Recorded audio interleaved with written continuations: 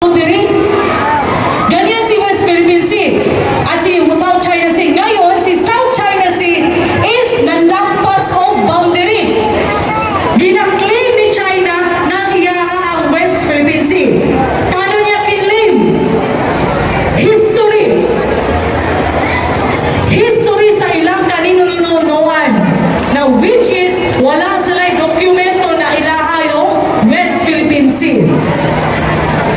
Pilipinas na ay documents which is katunakadak ng convention yung United Nations Convention Laws of Seas kana siya giatinan na ang 172 ka countries, no? Kaning 172 ka countries mo ni mga archipelagic countries which is gapalatutan og mga dagat. Karon ngano si China interesado sa West Philippine Sea?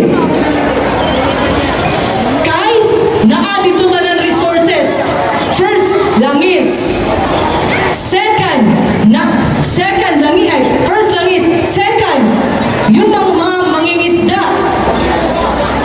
No? Third, pwede sila magano ng instruktura doon. Magawa ng instruktura. Magawa ng island para pagkakakitaan. So kaya interesado si China sa West Philippine Sea. Kaya gipaglaban niya. Bahalag wala siya dokumento na iyaha to. Ang iyang maniniwala lang is history.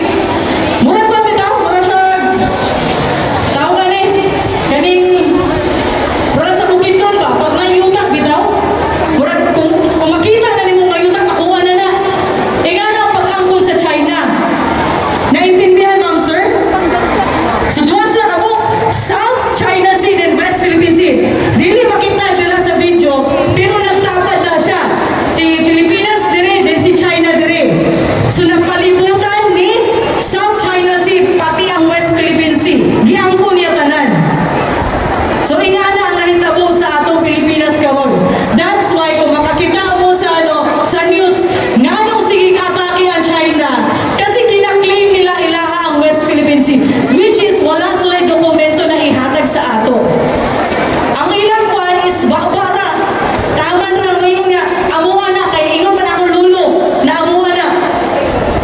So ingana pagkano sa West Philippine Sea, at least may knowledge ta. Okay? Next po. Next na ito ang video para maano. I-explain ko na lang kasi di madunggan. Doon tayo sa kanina.